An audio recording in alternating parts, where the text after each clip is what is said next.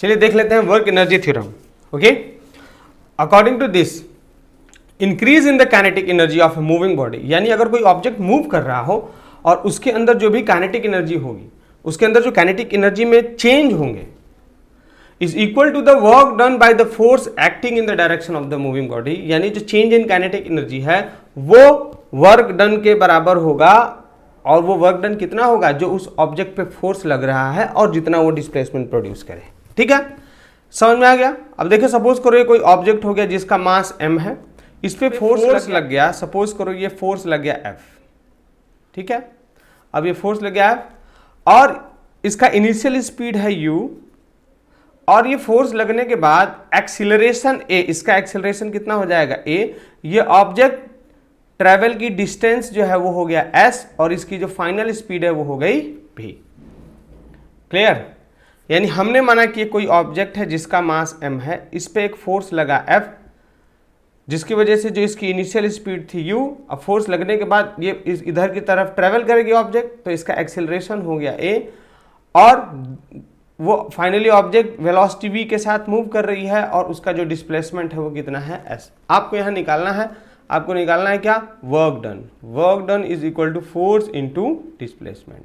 Okay, अब जब हम फोर्स की बात करें इस ऑब्जेक्ट पे, तो force acting on the object, force acting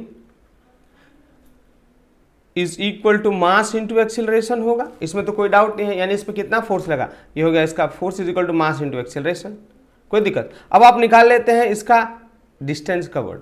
distance covered के लिए इक्वेशन पे जाएंगे, V square is equal to U square plus 2as, कोई दिक्कत है क्या?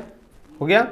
फाइनल स्पीड इसकी है v, अब u, a और s। अब आपको इसमें से कैलकुलेट करना है s की वैल्यू, किसकी वैल्यू? s की। तो v square minus U square is equal to 2as, यानी आप इसको ऐसे लिख सकते हैं 2as इज इक्वल टू V square minus U square, यानी s की वैल्यू कितनी आ गई? V square minus U square upon 2a। कोई दिक्कत? ये आपको ये इतना समझ में आ गया।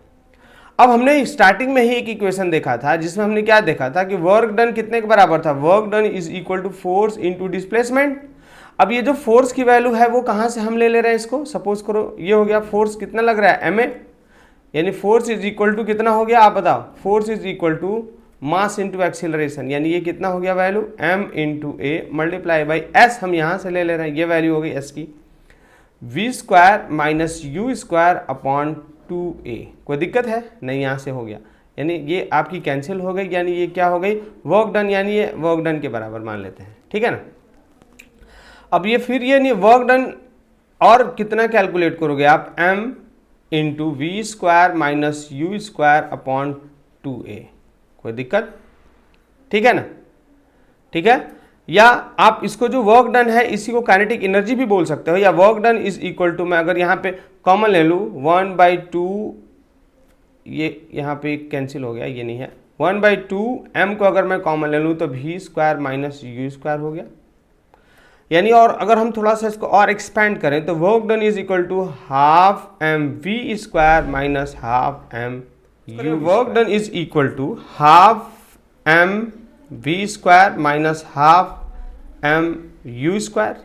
इसका मतलब ये क्या हो गया? ये आपकी हो गई final kinetic energy, final kinetic energy minus ये हो गई आपकी इनिशियल काइनेटिक एनर्जी। डन? ये वर्क डन, यानी work done is equal to change in kinetic energy, change in kinetic energy. ये प्रूफ हो गया, ये सिद्ध हो गया।